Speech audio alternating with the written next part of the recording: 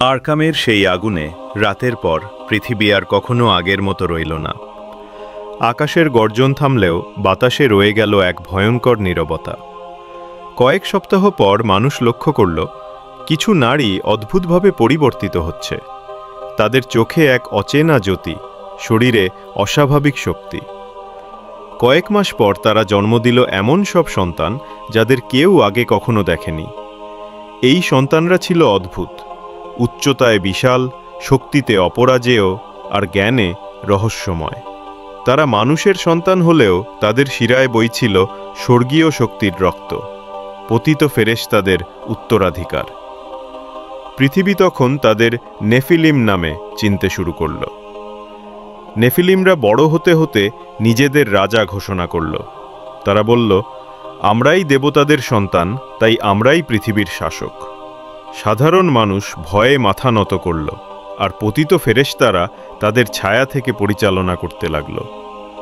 তারা নির্মাণ করল বিশাল প্রাসাদ, পাথরের পাহাড় কেটে বানাল মন্দির, যেখানে মানুষ দাস হিসেবে কাজ করত। একজন নেফিলিম রাজা ছিল আজাজেল। তার উচ্চতা ছিল 10 হাতেরও বেশি, চোখে নীল আগুন জ্বলত।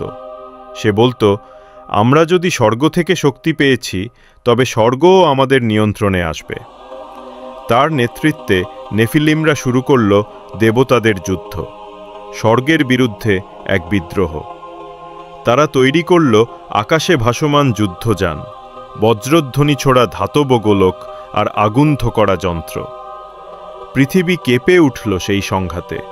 পাহাড় ধসে পড়ল, নদী উল্টো পথে বইল, আর আকাশে বজ্রপাতের আগুন দিন রাত জ্বলে রইল। মানুষ আতঙ্কে পালিয়ে বেড়াল, কিন্তু পালানোর জায়গা ছিল না। নেফিলিমরা মানুষকে শিকার করে মাংস খেত। তাদের রক্তে বানাত শক্তির দ্রব্য, এক ধরনের তরল যা তাদের আরও শক্তিশালী করত। একসময় এমন হলো, আকাশে সূর্য ঢাকা পড়ে গেল ধোঁয়ায়। দিনের আলো পর্যন্ত ম্লান হয়ে গেল।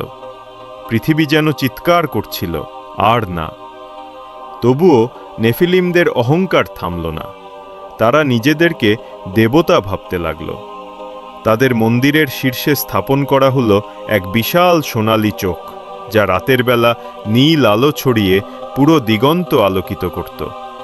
মানুষ বলতো, এটি তাদের দেবতার চোখ, যা আমাদের প্রতিটি নিঃশ্বাস দেখছে। কিন্তু একদল মানুষ তখনও আশা হারায়নি। তারা ছিল পাহাড়ের গুহায় লুকানো বিশ্বাসীরা, যারা এখনো আল্লাহ প্রতি অবিচল। তাদের মধ্যে ছিল এক তরুণ, নাম নূহ। সে তখনও সাধারণ মানুষ, কৃষিকাজ করে দিন কাটায়। কিন্তু তার মনে প্রশ্ন জাগে, পৃথিবী কি সত্যিই আল্লাহ সৃষ্টি, নাকি এই দৈত্যদের? নূহ রাতে আকাশের দিকে তাকাকিয়ে প্রার্থনা করত। সে শুনতে পেত এক নরম কণ্ঠ, ভয় পেও না, কারণ শীঘ্রই সত্য প্রকাশ পাবে। সে বুঝতে পারল, আল্লাহ এই পৃথিবীর প্রতি আর ধৈর্য রাখছেন না। আকাশের মেঘ তখন যেন আরও ভারী হয়ে আসছে। বাতাসে অদ্ভুত এক গন্ধ, যেন বৃষ্টি নয়, আসছে ধ্বংসের বার্তা। নেফিলিমদের রাজ্যে তখনও উৎসব চলছিল। তারা বিশ্বাস করছিল কেউ তাদের থামাতে পারবে না। কিন্তু সেই উৎসবের রাতেই দূরের দিগন্তে দেখা গেল এক আলোর রেখা, যেন বিদ্যুৎ নয়, এক স্বর্গীয় আগুন। পতিত ফেরেশতারা তা দেখেই আতঙ্কে পিছু হটল, কারণ তারা জানত আল্লাহ এবার নীরব থাকবেন না।